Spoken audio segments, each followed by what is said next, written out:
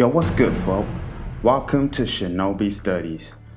Early Naruto was just some ninjas throwing some hands, using some cool jutsus that made some of the best fights ever seen in manga and anime. Watching Rock Lee, a genius at hard work, dropping his training weights in that Chunin exam against Garo of the Sand was timeless. Dragon Ball also started like this, where it was just straight martial arts of our beloved characters like Goku and Krillin, and we came to enjoy and love Dragon Ball as a series.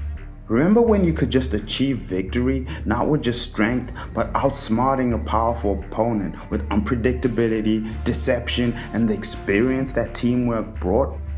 That's what made me fall in love with Naruto, not this power scale.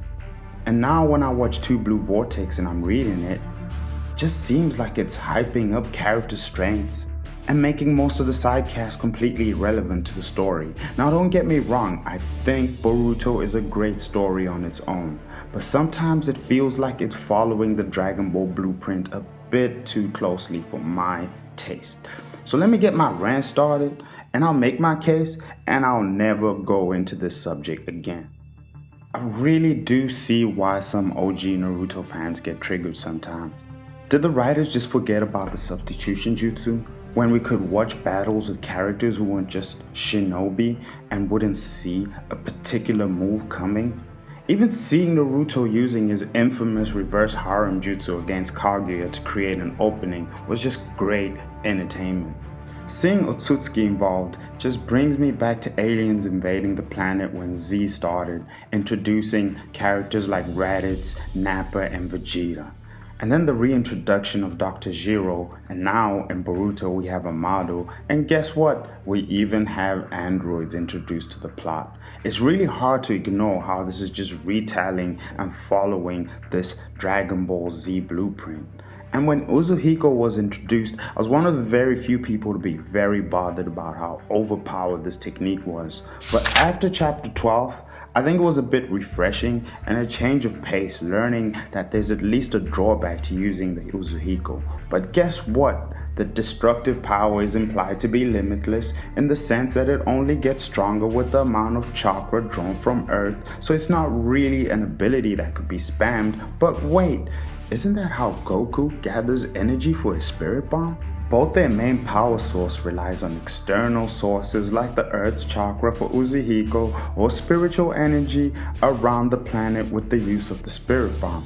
Both use and need the same specific situations to be clear to maximize its absolute potential. Now, I could be proved wrong over time as these limitations could change depending on how he understands all Shinjutsu that Momoshiki knows using his true essence karma.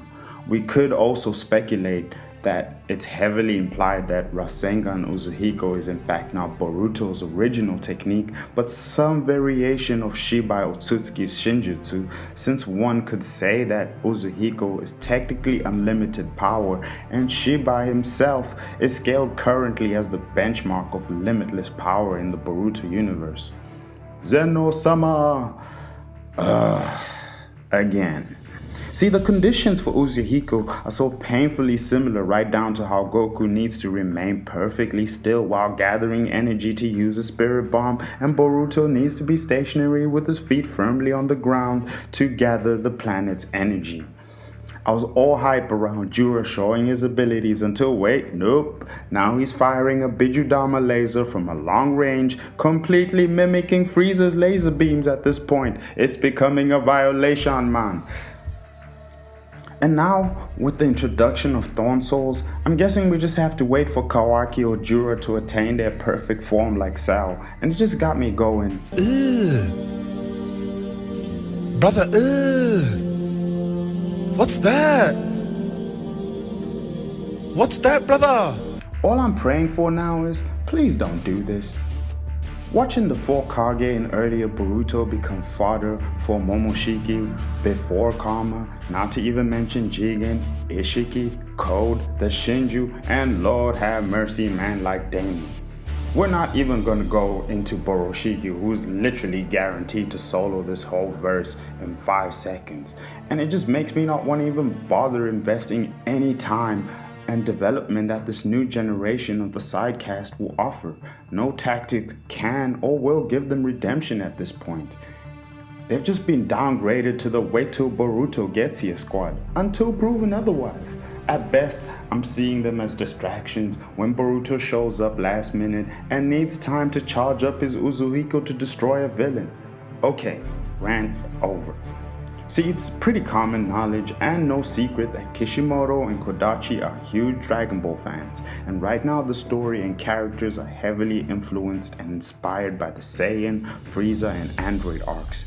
And the support characters just becoming fodder is really what I'm bothered by the most, and I hope they don't take that Dragon Ball Z route. At least in Shippuden, the scaling only really counted in the last fight against Kaguya, so let me know if this is really an overreaction, and comment your opinions below, and we can chop it up.